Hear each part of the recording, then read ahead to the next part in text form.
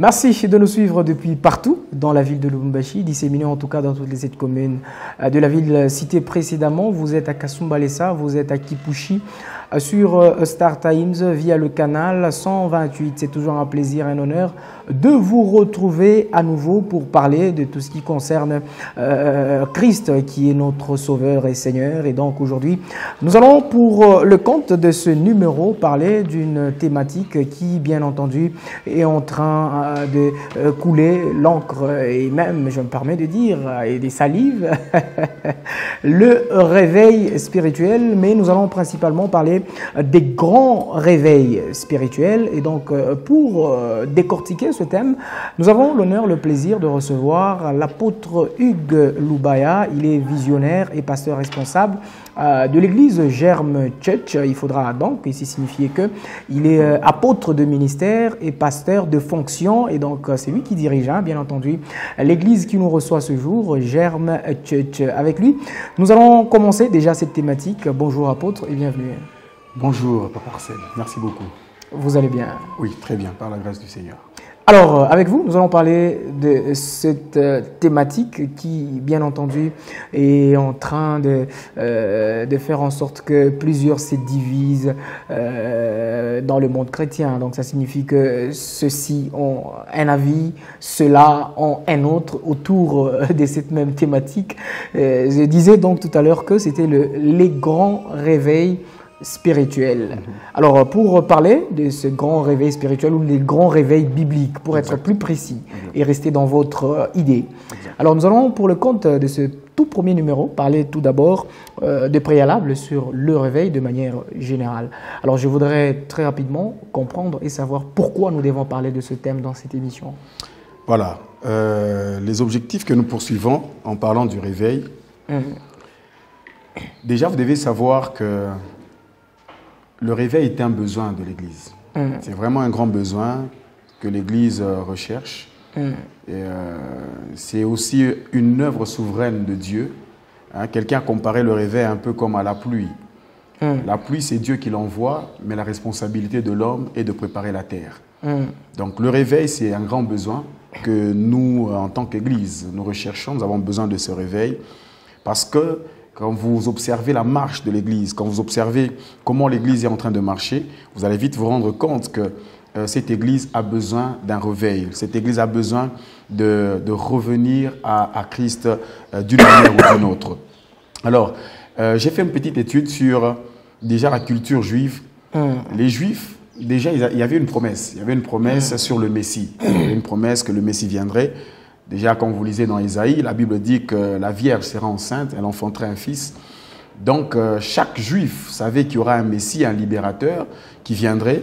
Et par ce Messie-là, ils attendaient au fait ce réveil national-là. Ils attendaient qu'un homme vienne et emmène ce qu'on appelle un réveil, qui par lui, toutes les choses devaient être rétablies.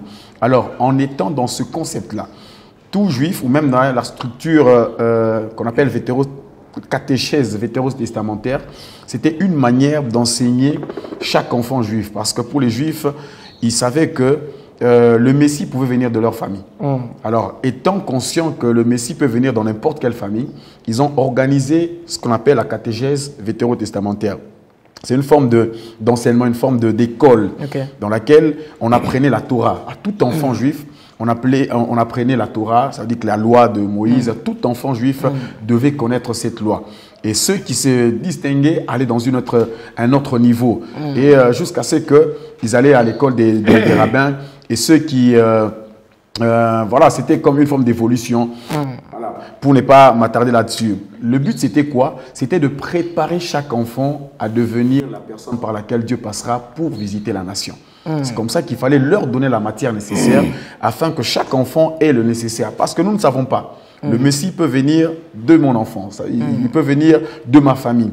Alors, comme nous ne savons pas, nous mettons en place une structure dans laquelle nous enseignons à tout enfant la matière, la Torah, la loi de Moïse, pour que le Messie qui viendrait soit capable de pouvoir transmettre la loi et de pouvoir fonctionner selon Dieu. Alors, j'ai rallié cela avec notre temps. Nous sommes dans un temps où vous devez tous savoir que la méthode de Dieu, c'est un homme. La méthode de Dieu, c'est de passer par un homme afin de pouvoir apporter ce réveil. Voilà pourquoi notre responsabilité en tant qu'Église est de pouvoir agir un peu comme les Juifs.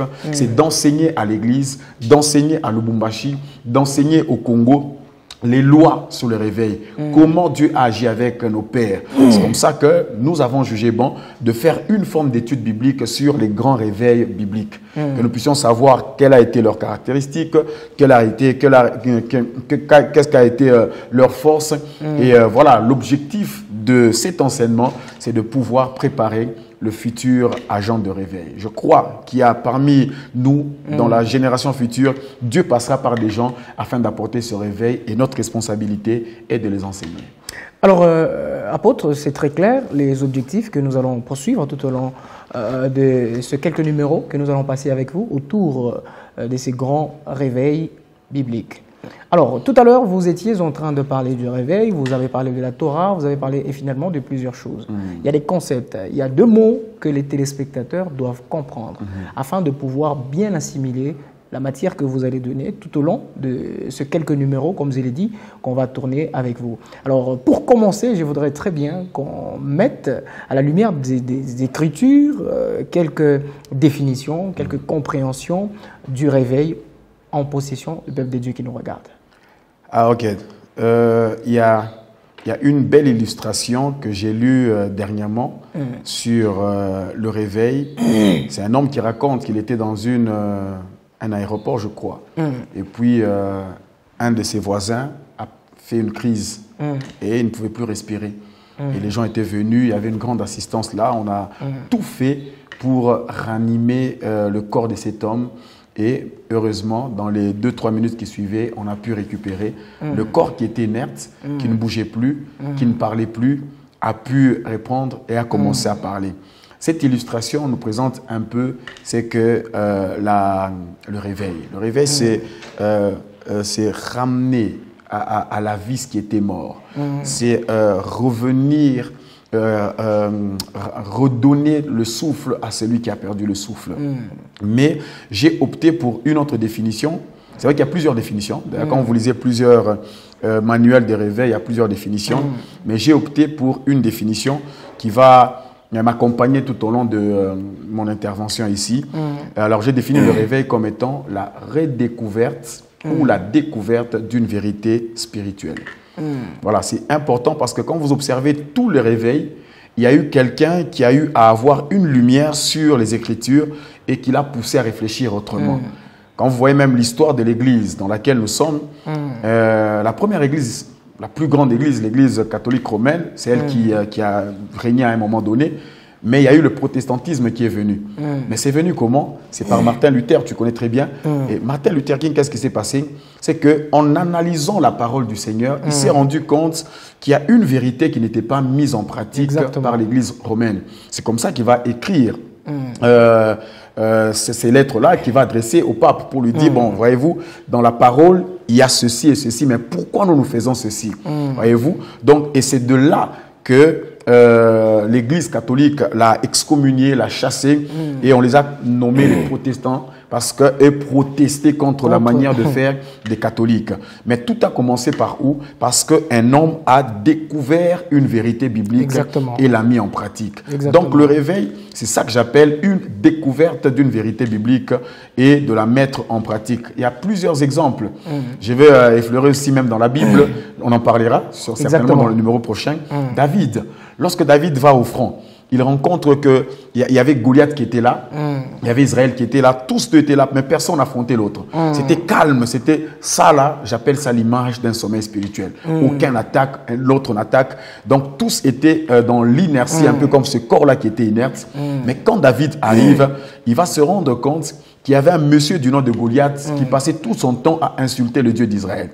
Et David a jugé bon d'affronter ce Goliath, là où tous les généraux ont peur. Là où Saül, qui était un militaire, le roi, qui a eu peur. Mais David va l'affronter. Et vous connaissez même, Saül a proposé même son armure, sa tenue. Mais David n'a pas pris ces choses. Parce que tout le monde pensait que la guerre ne se gagne qu'avec les armes humaines. Mais quand David affronte Goliath, qu'est-ce qu'il lui dit? Tu viens vers moi avec des lances et de javelots, mais moi, je viens vers toi avec le nom de l'Éternel. Alors, apôtre, vous risquez de tout donner. Hein? Voilà, bon, excusez-moi, chers téléspectateurs, mais ça sera dans le prochain numéro. Merci beaucoup. L'apôtre, quand il commence, on risque de tout donner. Donc, bref, pour vous dire, la définition du réveil, c'est la découverte d'une vérité biblique sur laquelle tu as été illuminé et tu agis en fonction, et ça emmène tout le monde à suivre le Seigneur. Alors, puisque nous sommes en train de parler du grand réveil ou des grands réveils bibliques, c'est quoi déjà un grand réveil? Ça signifie qu'il y a aussi un petit. Merci beaucoup. J'aime cette question. Quand on parle des grands réveils, d'ailleurs, je devais en parler, vous m'avez coupé, vous allez vite vous rendre compte que le premier concept, c'est le réveil. Exactement. La découverte. Mais il y a aussi celui qui découvre le réveil. C'est comme ça que le deuxième élément que nous devons savoir aussi, c'est l'agent de réveil. L'agent de réveil, c'est la personne par qui Dieu passe pour emmener cette vérité et la promouvoir. C'était pratiquement la prochaine question. Ah ok, j'ai anticipé, c'est pas grave. Allez-y avec les deux à la fois, il n'y a pas de problème. Avec les deux à la fois, voilà. Allez-y. J'ai mélangé les deux parce que ça se mélange. Parce qu'en parlant du grand réveil, ne peut être considéré grand réveil que ce réveil qui continue à agir même après la mort de l'agent de réveil. C'est comme ça que j'étais obligé de définir l'agent de réveil. Exactement. Donc, il y a toujours un agent de réveil, la personne par qui Dieu est passé afin de pouvoir emmener une vérité, de promouvoir, d'éclairer les gens, de leur dire, écoutez, la manière de faire, c'est comme ça parce que la Bible dit comme ça. Alors, cet homme, c'est vrai que lorsque cet homme est vivant, il y a toujours un engouement autour de ce mouvement. Mais quand l'homme meurt, on constate deux choses. Soit le mouvement s'arrête, soit le mouvement continue. Alors, ne peut être considéré grand réveil que ce mouvement qui peut continuer même après la mort de l'agent de réveil. C'est comme ça qu'actuellement, il y a certains réveils pour lesquels nous continuons à servir, à défendre les valeurs parce que c'était un grand réveil. Il y a des petits réveils. Il y a des petits réveils qui viennent, bon, pendant un temps, quelqu'un se lève, il fait des choses et tout le monde le suit. Mais après sa mort, le mouvement s'arrête. Mais ici, nous voulons étudier les grands réveils bibliques afin de pouvoir tirer les leçons majeures qui pourront nous aider à nous préparer pour les grands réveils qui arrivent. Alors, puisque vous vous êtes un tout petit peu attardé sur la différence entre le petit et le grand. Alors, le petit réveil, c'est par rapport au temps ou sinon c'est par rapport à l'apport que ce dernier amène dans la communauté. D'accord. Alors, dans ma définition, ou bien dans mon enseignement, j'ai considéré petit réveil par rapport au temps. Ok. Voyez-vous, ce n'est pas par rapport à l'apport. Il y a des gens qui ont donné beaucoup, mais juste après, c'était fini. Mais moi, je vois ce réveil qui dure, c'est-à-dire qui peut continuer même après l'agent de réveil. Et ça, c'est très important. C'est très important et même ça donne de la crédibilité. Je pense que c'est Paul, c'est Gamaliel, je pense, qui disait si cette affaire vient de Dieu, elle continuera. Tu vois, à un moment donné, on voulait attaquer les apôtres, on voulait arrêter ce mouvement, mais il leur a dit quoi? Attendez, si cette histoire vient de Dieu, ça va se maintenir dans le temps. Si ça vient des hommes, si ça vient des hommes, ça va s'arrêter. Donc, je pense que tout ce qui vient de Dieu a toujours cette touche de l'éternité qui l'accompagne, qui accompagne un peu ce grand réveil. Et donc, la pérennité, en fait, la pérennisation très importante de certaines œuvres qui ont été posées par certains agents de réveil qui continuent jusqu'à aujourd'hui, on peut se prévaloir de dire que ça c'était un grand réveil. Exactement, c'est un grand réveil par rapport à l'autre qui n'a pas un peu plus tardé. Je pense qu'il y a aussi un autre élément, toujours dans cette partie, qui nous permet de mettre tous les préalables sur le réveil. C'est l'assurance de l'appel. Ah oui. En quoi il consiste, où elle consiste finalement? Voyez-vous, déjà dans mon introduction, j'ai parlé de la catéchèse vétérotestamentaire, qui est cette école d'enseignement des Juifs. C'était pour préparer toute personne à être la personne par qui Dieu passera. Parce que n'oubliez pas, la loi, c'est que la méthode de Dieu, c'est l'homme. Dieu passe toujours par un homme pour commencer un mouvement. Pour avoir Israël, il est passé par Abraham. Et aujourd'hui, nous avons Israël. Donc, il y a ça. Mais il est aussi important que les personnes par qui Dieu passerait aient l'assurance de leur appel. Voilà, il y a beaucoup de gens qui ont l'appel, mais qui ne sont pas sûrs de leur appel. Le but de l'enseignement, c'est aussi de pouvoir revêtir cette assurance en vous, de savoir, je suis appelé par Dieu. Alors, Je vais donner deux petites informations qui sont importantes, qui rendent complexer les gens. Vous devez savoir qu'il y a deux types d'appels que nous avons. Il y a l'appel ordinaire et l'appel extraordinaire. Et les gens sont parfois complexés par la nature de l'appel qu'ils ont et ils définissent et ils pensent que Dieu les utilise en fonction de cela. Mais je vais quand même donner quelques éléments qui sont importants. Le premier appel ordinaire, c'est, je donne un exemple, quand Dieu a appelé Élisée.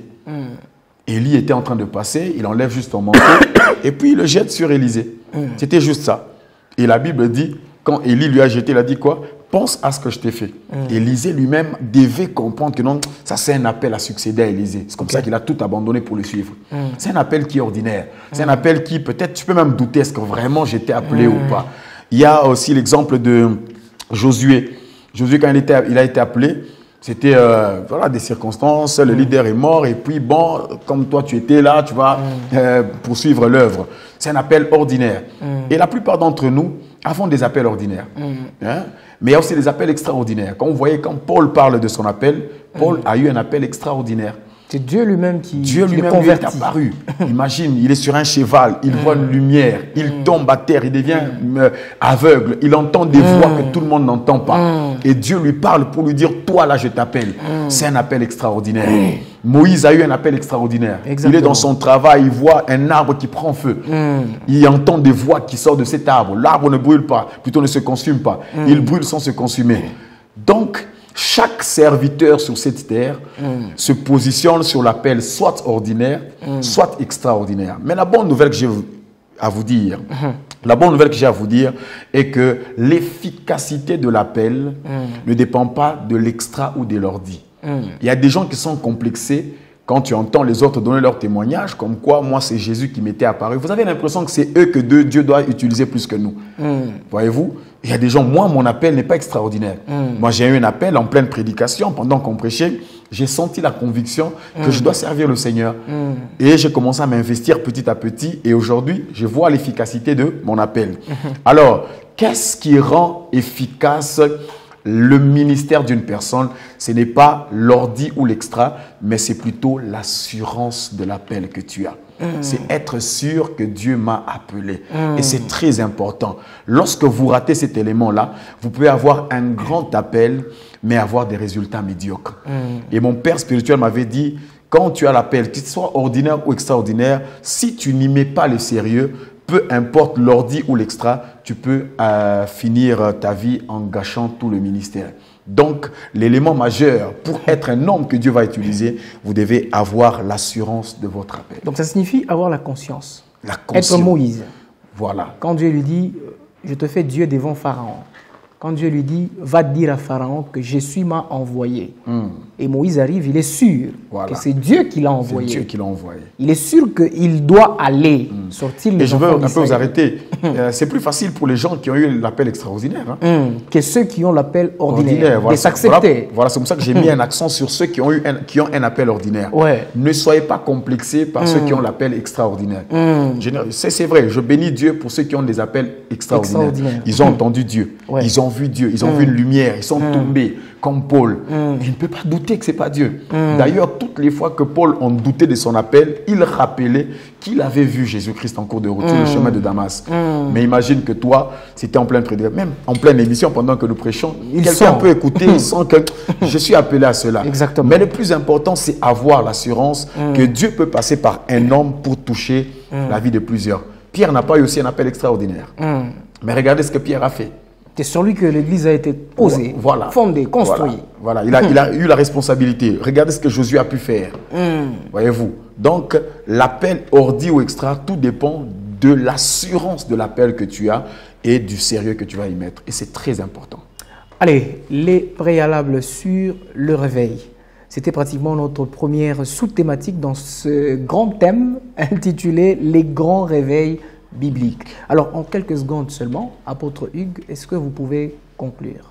Voilà, ma grande conclusion est pratiquement le dernier point qu'on a touché ici. C'est vraiment de dire aux gens que la méthode de Dieu, c'est un homme. Dieu passe par un homme pour toucher les hommes. Et Dieu passe par n'importe quel type d'appel, qui peut être ordinaire ou extraordinaire. Mais le plus important, ayez l'assurance de votre appel. et vous verrez des résultats très efficaces. Amen. Pasteur des fonctions et visionnaire de l'église Germe Church, apôtre de ministère, nous étions avec lui ici sur ce plateau, apôtre Hugues Loubaya. Il nous a bien entendu bénis à travers cette sous-thématique, les préalables sur le réveil dans ce grand thème que nous sommes en train de développer, les grands réveils bibliques. On va se retrouver très prochainement sur la même télévision, le même invité, un autre contenu. Au revoir.